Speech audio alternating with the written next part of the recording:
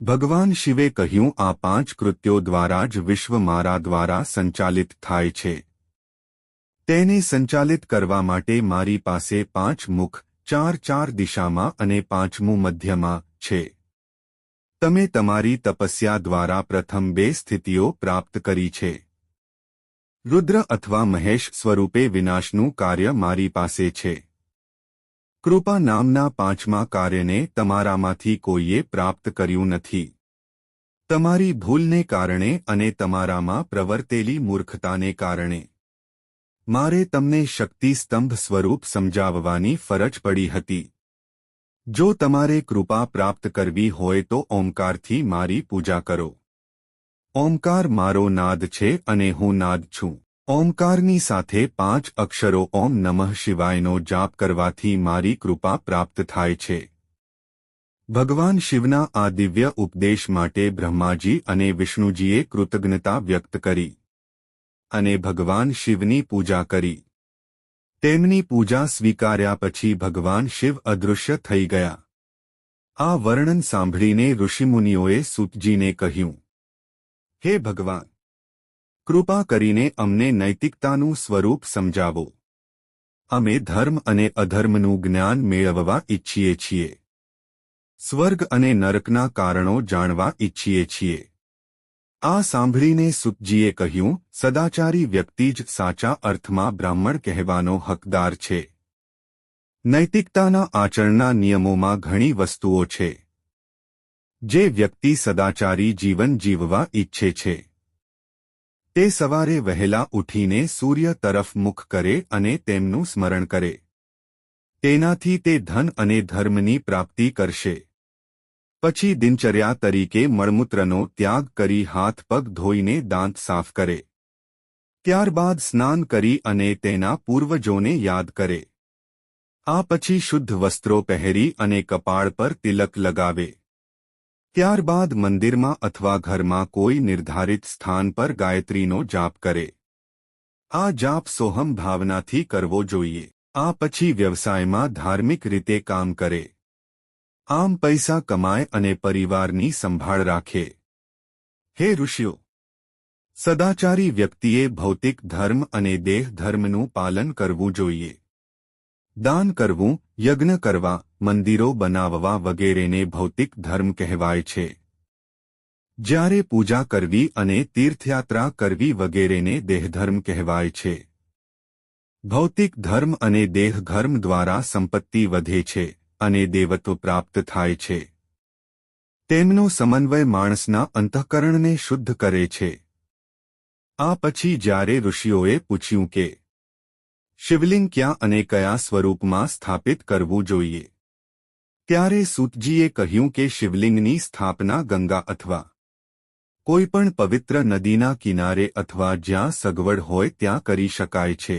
સમય અને સ્થળનું કોઈ બંધન નથી.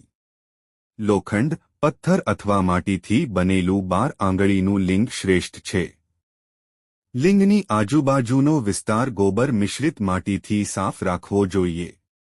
લિંગની પૂજા નવનીત, ભસ્મ, કાનેર ફૂલ, ફળ, ગોળ વગેરેથી કરવી જોઈએ. પૂજા કરવા માટે ઓમ નમઃ શિવાયનો જાપ કરવો જોઈએ. હંમેશા નમઃ શિવાય સાથે ઓમનો જાપ કરવો જોઈએ.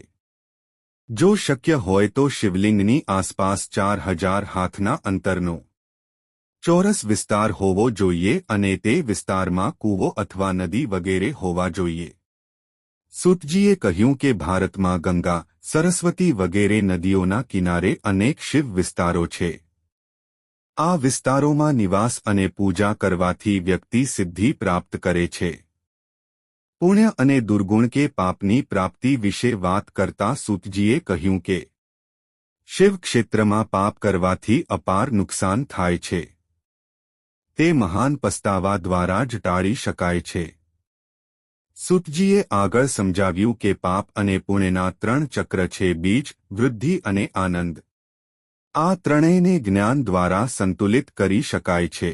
જ્ઞાનની પ્રાપ્તિ પણ દરેક યુગમાં જુદી જુદી રીતે થાય છે. સત્યયુગમાં ધ્યાન દ્વારા, ત્રેતામાં તપસ્યા દ્વારા અને દ્વાપર યુગમાં ભજન યોગ દ્વારા જ્ઞાન પ્રાપ્ત કરવું શક્ય છે. કળિયુગમાં મૂર્તિની પૂજા કરવાથી જ જ્ઞાનની પ્રાપ્તિ શક્ય છે. તેથી તત્વજ્ઞાનની શોધ કરનાર ભક્તે મૂર્તિની પૂજામાં ધ્યાન કેન્દ્રિત કરવું જોઈએ. કળિયુગમાં દ્રવ્ય ધર્મની પ્રતિષ્ઠા વધુ છે. કળિયુગમાં ન્યાય દ્વારા મળેલ ધનનો ઉપયોગ પુણ્ય કાર્યોમાં કરવો જોઈએ. ભક્ત જે કંઈ કમાય છે તેનો એક ભાગ ધાર્મિક કાર્યોમાં, એક ભાગ વ્યવસાયની વૃદ્ધિમાં, એક ભાગ મકાન નિર્માણ અને લગ્ન વગેરેમાં ખર્ચવો જોઈએ. જે વ્યક્તિ ધંધામાંથી કમાયેલા પૈસાનો 6ઠ્ઠો ભાગ અને ખેતીમાંથી કમાયેલા પૈસાનો 10મો ભાગ ધાર્મિક કાર્યોમાં ખર્ચતો નથી તે નૈતિકતાના નિયમોનું ઉલ્લંઘન કરે છે. અન્યમાં દોષ ન જોવો, નિરાશ થઈને દરવાજે આવનાર ભિખારીને દૂર ન કરવો. અગ્નિહોત્ર કરવું એ બધા સારા આચરણના અંગો છે. ઋષિઓએ સૂતજીને અગ્નિયજ્ઞ, દેવયજ્ઞ, બ્રહ્મયજ્ઞ, ગુરુપૂજા અને બ્રહ્મતૃપ્તિનું સ્વરૂપ સમજાવવા કહ્યું. સૂતજીએ કહ્યું આ 5 મહાયજ્ઞ અત્યંત પુણ્યશાળી છે. તેમનો સ્વભાવ સમજવો જોઈએ. અગ્નિયજ્ઞ, અગ્નિમાં પ્રવાહી દ્રવ્ય નાખી હવન કરવું. સમિધા દ્વારા યજ્ઞ કરવાની સાથે આત્મામાં જ અગ્નિ પ્રગટાવીને પણ આ યજ્ઞ કરી શકાય છે.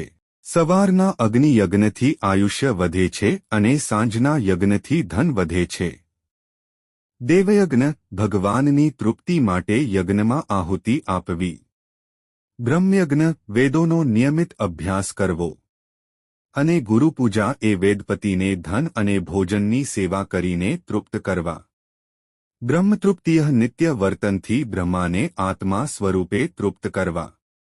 વારની રચનાનું વર્ણન કરતા સૂતજીએ કહ્યું. મહાદેવે પોતે જ લોકોના કલ્યાણ માટે પહેલા આદિત્યવાર, રવિવાર અને પછી અન્ય વારોની સ્થાપના કરી. આ સાથે દરરોજ કોઈ દેવતાની પૂજા કરવાની પણ જોગવાઈ છે.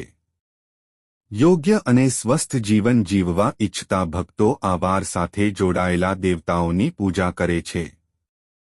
પૂજાના સ્વરૂપમાં દેવતાઓનું ધ્યાન કરવું, તેમના મંત્રોનો પાઠ કરવો, તેમના માટે હોમ કરવો, તેમના નામનું દાન કરવું અને તેમના ધાર્મિક વિધિઓ માટે જાપ અને તપસ્યા કરવી. આ રીતે દરેક દિવસ સાથે જોડાયેલ દેવતાની પૂજાનું પોતાનું અલગ પરિણામ હોય છે. એક આદિત્યવાર, રવિવાર ના દિવસે ભગવાન શંકરની મૂર્તિનું પૂજનનું મહત્વ છે. તે દિવસે બ્રાહ્મણ ભોજન કરાવવાથી પાપ દૂર થાય છે. શાંતિ મળે છે અને રોગોથી મુક્તિ મળે છે. 2. સોમવારે લક્ષ્મીજીના પૂજનનું મહત્વ છે. તે દિવસે બ્રાહ્મણ ભોજન કરાવવાથી ધન પ્રાપ્તિ થાય છે. 3. મંગળવારે કાળીના પૂજનનું મહત્વ છે. તે દિવસે વિવિધ પ્રકારની દાળનું દાન અને બ્રાહ્મણ ભોજન કરાવવાથી રોગમાંથી મુક્ત થાય છે અને શાંતિ મળે છે. 4. બુધવારે વિષ્ણુજીના પૂજનનું મહત્વ છે. તે દિવસે દૂધ, અન્ન વગેરેથી વિષ્ણુ પૂજન કરવાથી મિત્ર, પુત્ર અને સ્ત્રી સુખ વગેરેની પ્રાપ્તિ થાય છે. 5. ગુરુવારે ગુરુના પૂજનનું મહત્વ છે. વસ્ત્રો, ઘી, યજ્ઞોપવિત વગેરે વડે ગુરુ પૂજન કરવાથી લાંબુ આયુષ્ય પ્રાપ્ત થાય છે. 6. શુક્રવારે ઉષ્ણાનું મહત્વ છે. વિવિધ રસ ઘરવતા પદાર્થોથી બ્રાહ્મણ અને દેવતાઓનું પૂજન કરવાથી ભોગ વિલાસ પ્રાપ્ત થાય છે. 7. શનિવારે તિલકનું મહત્વ છે. હોમ, દાન કરવાથી સુંદર સ્ત્રીની પ્રાપ્તિ થાય છે. યોગ્ય ફળ મળે છે. સૂતજી કહે છે કે ભગવાનના ત્યાગથી ભરેલું ઘર સુખ અને શાંતિ આપે છે. પૂજા માટેનું સ્થળ મનોહર હોય, પ્રાકૃતિક સંપદાથી સજ્જ હોય તો શુદ્ધ હૃદયથી કરેલી પૂજા એટલી જ ફળદાયી હોય છે.